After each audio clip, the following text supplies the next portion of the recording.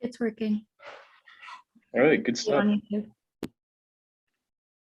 Cool. All right, well, now we're live on YouTube. I'll get into it. First of all, thank you guys so much for being here. It's really exciting to see the good turnout. I'm very, very excited to introduce our speaker, Jesse Goldshear, who's going to speak about the ways in which our society has failed unhoused people who use drugs, which is a really somber topic, but of course the stigmas against these populations are everywhere. You know, a lot of us see it in the political discourses every day, or those harmful DARE programs that a lot of us went through in school. Even just like the harmful, dehumanizing language a lot of people use day to day when describing unhoused populations. But Jesse spent his undergraduate years studying molecular biology at Boston University. Then he went on to earn his master's in public health at Drexel University, with a focus on STIs, substance use, and vulnerable populations. Through his master's work in Philadelphia and Camden, New Jersey, he became increasingly involved with the harm reduction movement. After earning his master's, Jesse moved to Los Angeles to begin his PhD program in health behavior research at USC's Keck School of Medicine. Shortly after arriving in LA, he began volunteering at Community Health Project Los Angeles with the Syringe Exchange Program.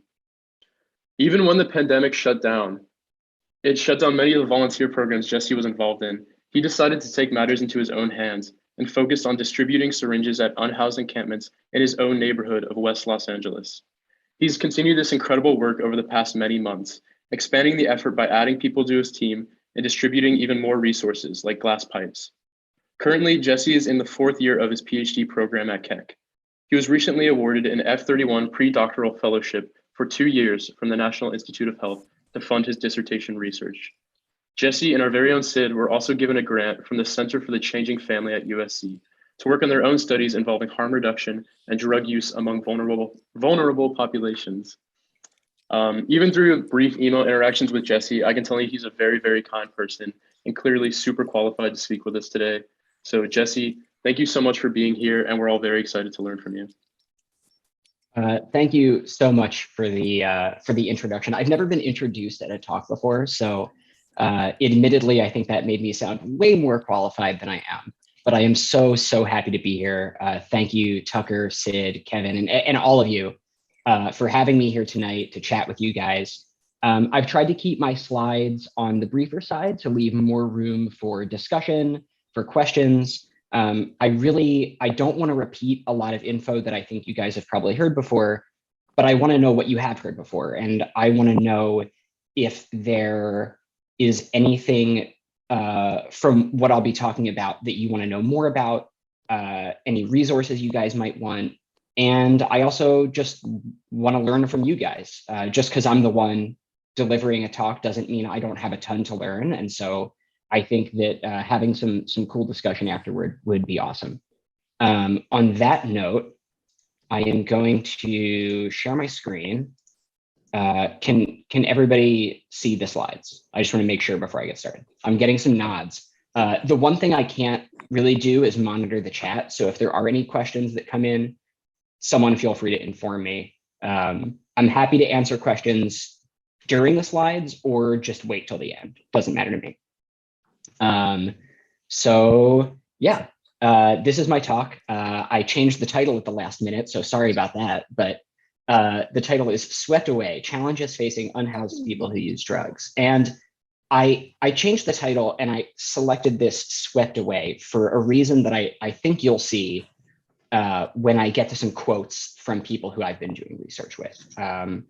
Somebody I spoke to the other day said something really powerful to me, and I felt that it was only right that I slightly modify, but use their words in the title of this presentation. So with that being said, what am I talking about? So assuming my slides want to advance, there we go. So houselessness right now in America is an absolute crisis. So there's a housing crisis.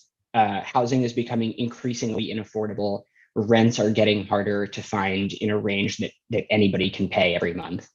And we have seen an explosion in the unhoused population across the country, but largely in big urban areas like Los Angeles, which has been a real big center of attention for this crisis. And I don't want to use too many numbers here, but I wanted to impress upon you this big one. So according to the latest count by the US government, and this is an undercount, by the way, this is absolutely not the right number. This is probably much lower than it is. 580,000 people on any given night across the United States are experiencing houselessness. That could be super temporary. That could be just for a night or a couple days or a couple weeks. It could be really long term. Some of the people that you will hear from in my presentation today have been either living on the streets or experiencing unstable housing for years. The range changes, but oftentimes there are people that get stuck and they're out there for a very long time. According to the latest data that I could get from Los Angeles County, a little over 66,000 people are currently unhoused. Again, this is probably an undercount for a variety of reasons. The count is not super scientific. It's not super accurate. There's also a lot of people who just aren't visibly unhoused. So they might not be living in a tent. They might not be someone who you walk by on the street and you say that's an unhoused person. They might not be caught up in this count. But these numbers are still really important for us to know. And they represent an increase from 2019 by 12.7%, which is huge. These numbers have been going up. There are disparities across the board, across socio-demographic groups. There are racial disparities in homelessness. Black and brown Americans are disproportionately represented among unhoused individuals. There are sexual disparities, and there are disparities in outcomes, which I'll talk to you about in a moment. So there are a lot of contributing factors to this crisis. I don't think I could pin it on any one thing, though, as I think a lot of you will come to this conclusion, capitalism is a large part of it.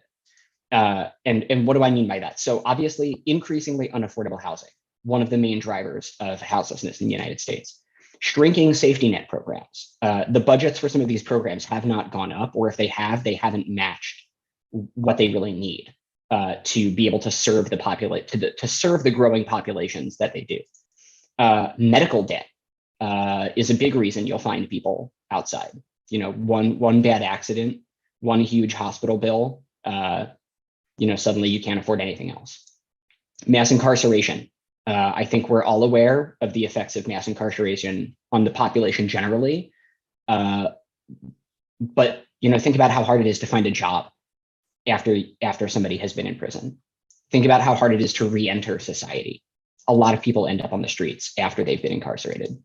Untreated mental illness is a huge factor. In LA, you hear about this a lot, specifically in regards to Skid Row and people being dumped on Skid Row after they've gotten out of the hospital for mental illness that continues to go untreated after they've left that institution.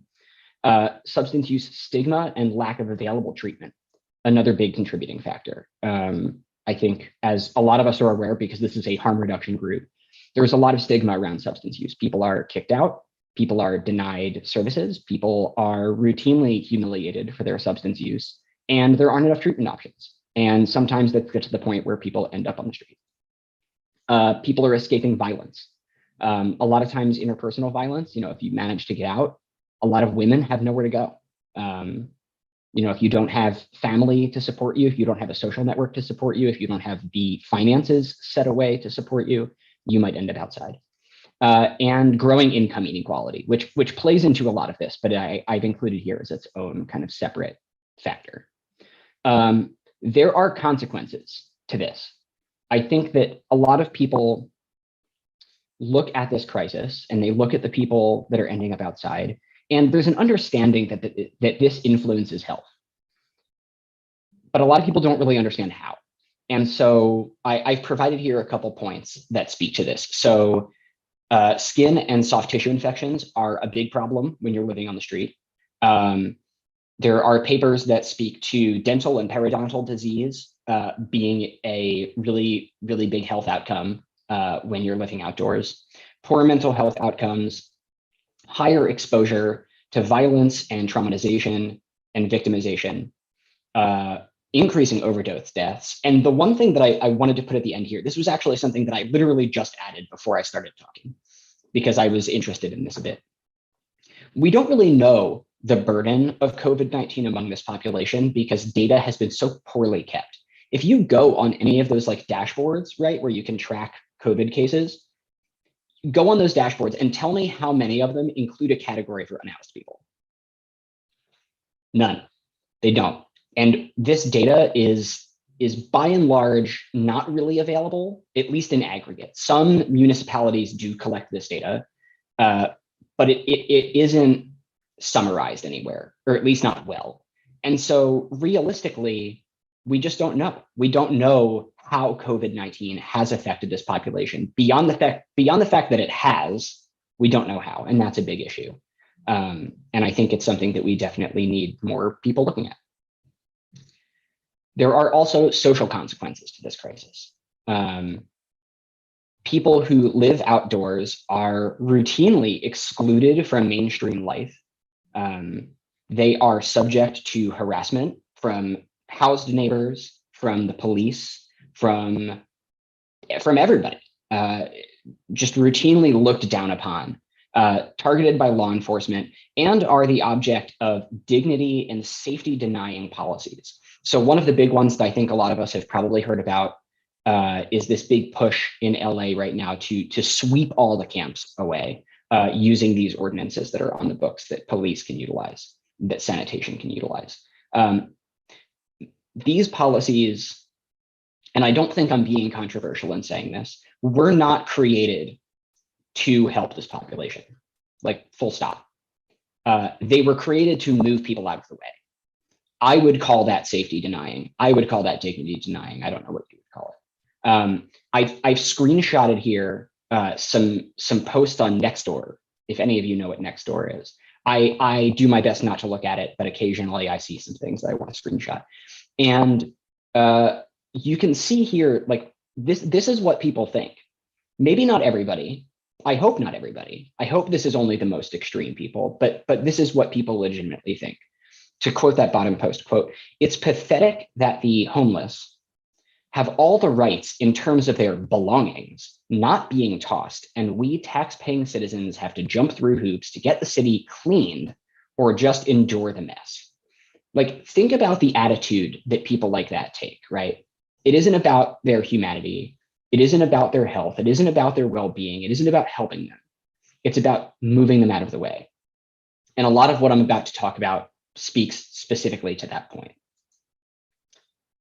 But unhoused people who use drugs face unique challenges. A lot of them overlap, but a lot of them are unique, and a lot of them are amplified versions of what we see affecting all unhoused people. The way that I want to talk about this is via a concept called the risk environment. This was formulated by scholar Tim Rhodes, and the original formulation of this was to describe the ways in which the environment impacts infectious disease risk or bloodborne disease risk, HIV, hepatitis C, among people who use drugs. I'm going to use it here a little more generally to describe some of the features that I want to talk about. The framework is divided, the way that I put it here, in half. There's big scale, there's small scale, macro and micro. For both of those, there is the policy level, there's the social level, and there's the physical level. And all of those constitute features of the environment that impact people's risk.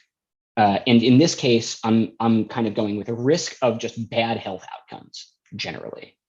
There is also an economic component to this, though I have not included it in this presentation. It's just not something that I can really speak to very well. But let's start. Policy. On the macro end of things, you have added barriers to housing services, and you have what I called here minimally approved harm reduction policies. What do I mean by that? So for barriers to housing, think about how many times you've heard of housing programs requiring sobriety to get in, right? That is such a huge added barrier for anybody that uses drugs. kind of regardless of your level of drug use. But if you are living outdoors and you use drugs, and your only housing option says, hey, sorry, you have to be totally sober.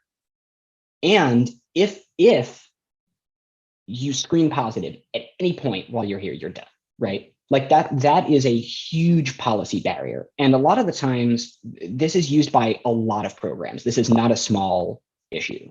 A lot of housing programs have this. When I talk about minimally approved harm reduction policies, what I really mean is that the state kind of does the bare minimum in terms of harm reduction compared to other places with more well-developed harm reduction policies. I mean, it took a long time for syringe services to be legalized and funded. We still don't have safe consumption. We don't have safe supply.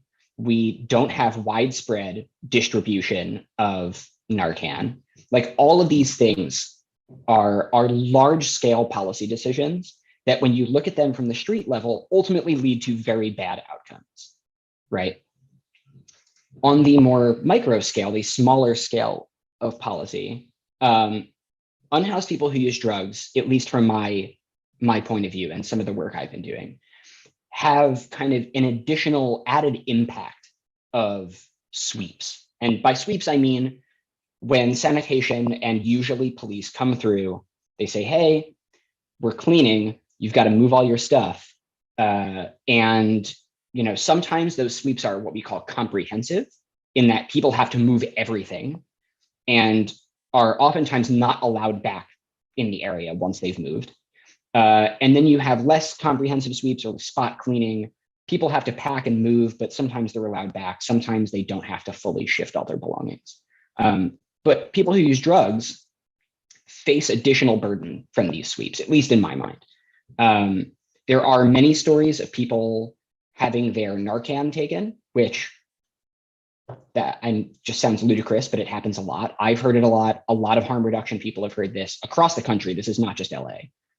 Police and sanitation groups confiscating Narcan, confiscating other medications that people might be using for substance use issues, confiscating, obviously, their substances, their modes of using those substances.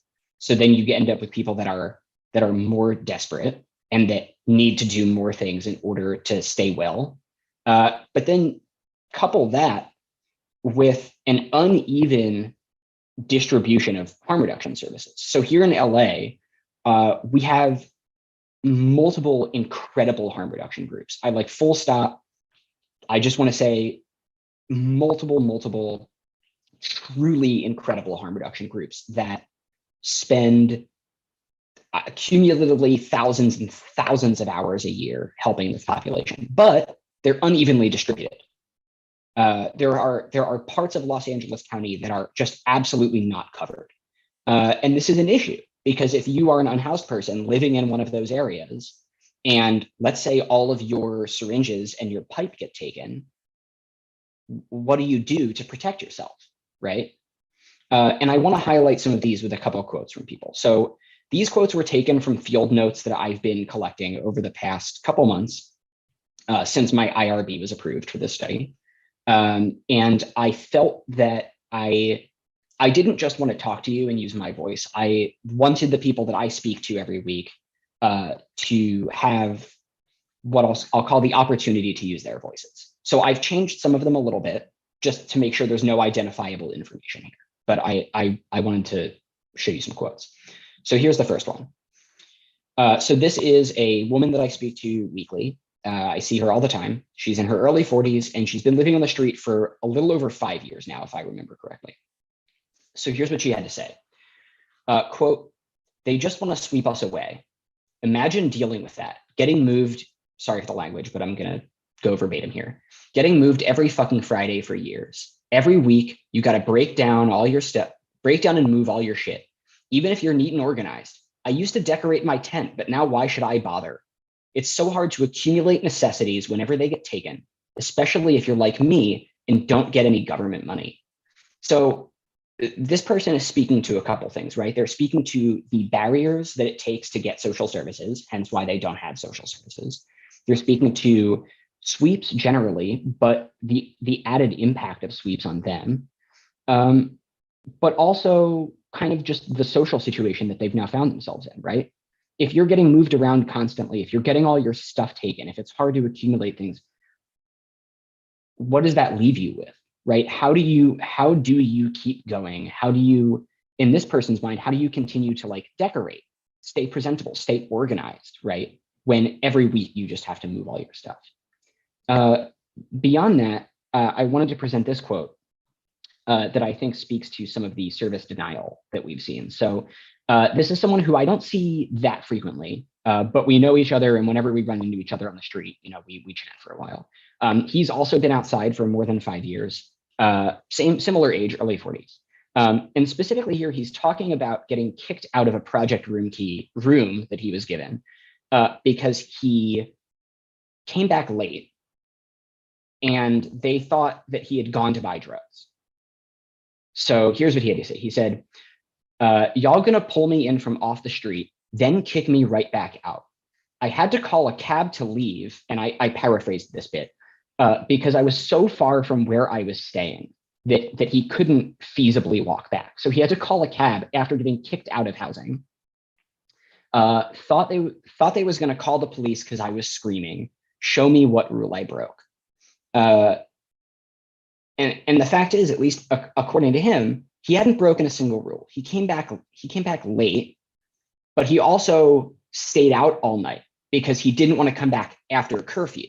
So he stayed out all night, came back in the morning when he could have come back, and they were like, well, you went out to buy drugs, now we're going to kick you out. Like, what are people supposed to do when this is the response, when this is how we've designed these systems to work? So this is the policy angle. Next up, I wanted to kind of give you an idea what the social environment looks like for people. So on the macro scale, you have cops and policing policy.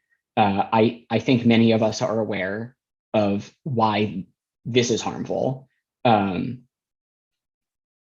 don't even know that I need to elaborate on that one. They're people that live outside are just frequent targets of police intimidation, police harassment, arrest. I didn't include any quotes or like anything about this specifically, but in the last 2 months, I've had 2 participants get arrested in front of me, which just blew my mind. I've gone to encampments that I do distribution work at to see squad cars just sitting and waiting for people outside their tents. We know this is bad, but beyond the police, there is also an issue that while there is a lot of advocacy, especially right now, kind of in this current moment, for unhoused people and for unhoused people who use drugs, mainly by harm reduction groups, that advocacy has continually had to fight against conservative social values. Because let's be honest with you, American values around substance use is highly conservative. It isn't liberal, it's very conservative. And unfortunately, we are just fighting a huge uphill battle. And we have been since before syringe services were legalized, since even before the formalization of the drug war. Advocacy on behalf of these people has been hugely uphill. But there's also the issue of the fact that people who live outside, because they are so excluded from society, lack social capital. They have no, so to speak, they don't have any bargaining chips. There's no social capital that they can utilize to advocate for their position. And on the street itself, there's kind of stratified communities, and I have someone that speaks to that in a bit. On the smaller level of social environments, a lot of these overlap, but you have marginalized social networks. You have whole networks of people who live outside that are just excluded. They're below the surface of mainstream society, regardless of how they interact and contribute with mainstream society. They're often socially marginalized. You have the added impacts of the social services bureaucracy. And I think I have a quote from somebody that speaks to that in a moment. And then the last one here that I have is called stigma zoning. So this is actually something that I just learned about. There's a paper that came out recently. I believe a colleague of mine was on it. And they talk in this paper about how these groups of people are often kind of via a lot of other processes socially relegated to specific regions, and their behavior, in this case substance use and just being unhoused, is kind of kept out of other regions, and are, so people are pushed one way and then are not allowed back in to other places. Think, I'm not going to go into it, but like think about neighborhoods in LA that you drive through where you would never see an unhoused person. And think about what that means in terms of the way that we've constructed the city and the county in terms of the policies that we have and the way that we enforce those policies. Think about who gets to enforce those policies. That's what stigma zoning is. So a couple of quotes here that I think are interesting. So this speaks to the kind of the social services bureaucracy and the way that it works and the ways that it doesn't work. So this is a contact of mine. He's a little older than me. I'm about to turn 30. He's in his early 30s. He's been on the streets for a little over 3 years now. And he says, quote, "It's crazy we get more of y'all, like people bringing food, water, socks, shit like that, than," he named a specific organization. I'm not going to do that. "Then big social services organization and those other people. They don't even know who we are. I've gotten the same survey 5 times from 5 different service organization providers, and it's like they just don't keep track."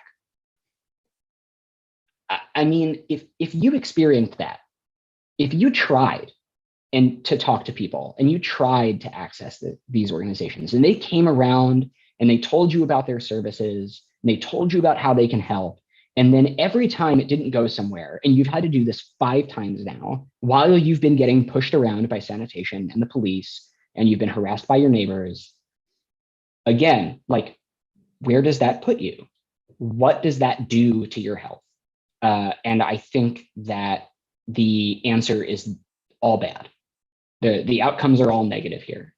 2 more short quotes from other people. One of whom was a different guy I know, same age, but he's only been on the streets for about a year now. And he says, "I want to take care of myself, but it's like nobody else wants to help me do that." And I think that this speaks to the same thing. You can only try so hard. And I really do think that many people are trying as hard as they can. And even the organizations that we have that do their best, and that's the other thing. I don't want to say that the people that work for social services organizations are not trying. They absolutely are, full stop. But the system is not set up to help anybody succeed. And so when you've experienced that, what else are you supposed to think besides the fact that people just don't care about you and they're going to leave you there? And speaking of that, the second person says, quote, "I know people out here who've given up, older men mostly." Kind of an unrelated, but this is what she followed it up with. "It's like a caste system out here, and there's competition to get services." This was not elaborated on, and I'd be curious to know if anybody else has some thoughts about like what this person was speaking to. I found it interesting, but I didn't get any more kind of context on it. It's something that I'm personally still kind of trying to look into. And then finally, you have the physical environment. There's a couple less pieces here. But the first one here, I've included it on the macro side, though it kind of blurs the line, is hostile built environment features. And I included the specific example of blue lights. This wasn't something that I had noticed until maybe a few years ago. They're not super widespread. But if you go around LA enough, you start to notice them. There are doorways for businesses, for buildings that have fluorescent blue lights installed in the kind of doorway alcove. There are restrooms, oftentimes in like fast food spots and like convenience stores that have blue fluorescent lights involved, or not involved, set up, that are meant to stop people or make it harder for them to inject drugs. But again, like if you live in a place that has a lot of those, think about where that forces you to go to use public. And we know from a lot of research now, this is pretty uncontroversial at this point, that using in public carries with it a huge variety of risks. One of the biggest ones is due to the fact that if you're using in public, you're probably afraid someone's going to find you, namely a cop. So what are you going to do? You're going to rush. And what happens when you rush? You miss your shot. You get abscesses. It leads to skin infections. Like all of these other bad outcomes are caused in part by these kind of physical features of the environment that force you into certain locations that make it harder for you to maintain your health. The last one I have here is, I put it in quotes because I don't quite like the word, but it was one that's used in the literature, is the kind of chaos of street environments. And I think that this speaks a little bit to the way in which when you're outdoors, you have to constantly like be watching your back. And this is something I hear from pretty much everybody that I've spoken to, is that you always have to watch your back. And if you can imagine an entire community of people that are always watching their backs, it has negative consequences, kind of socially and physically. This leads to kind of what we might see as chaos. And the first quote I have here is from someone who I've been speaking to for a long time now, since before I started taking notes and turning this into a research study. He's in his late 30s. He's been on the streets for a little over 4 years. And he told me that, quote, "Street life is like a roller coaster, up, down, all over the place. Lately, though, even people that usually don't are arguing. It's like you might have known this dude for 30 years and you've never fought, but lately it's like everyone's getting sucked into it." And I think he's speaking to that kind of that chaos of street life, the way in which a lot of social interactions are shaped by the environment and the way that those are often negative or can be negative. And the second quote I have here is a little bit different, but I think it speaks to the way in which people's behaviors are often shaped by this kind of social and physical and political milieu.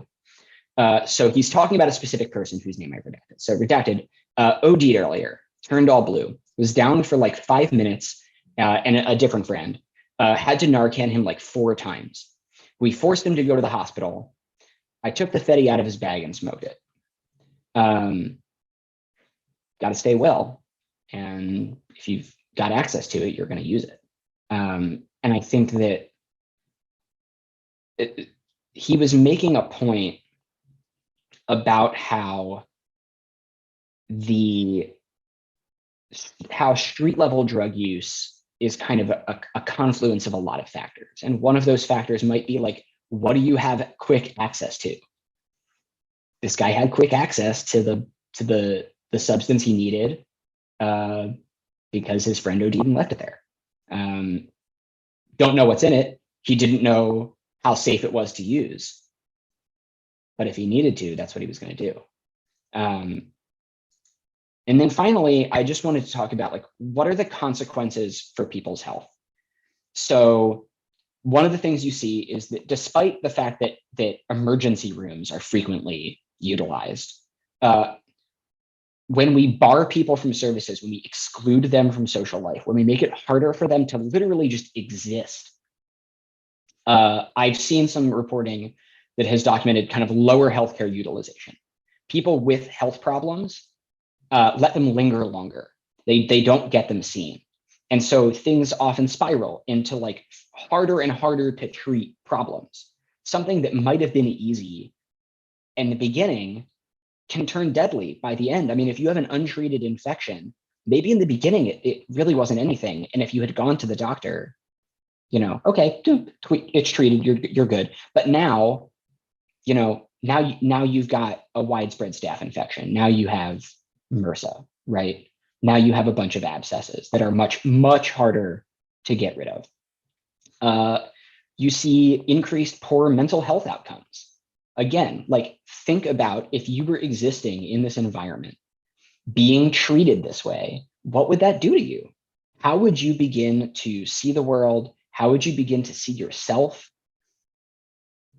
You know, it's not good. There's also just added risk of negative health outcomes kind of associated with substance use compared to people who are not living on the street, people who live outdoors and who use, at least from my knowledge, kind of across the board have worse health outcomes.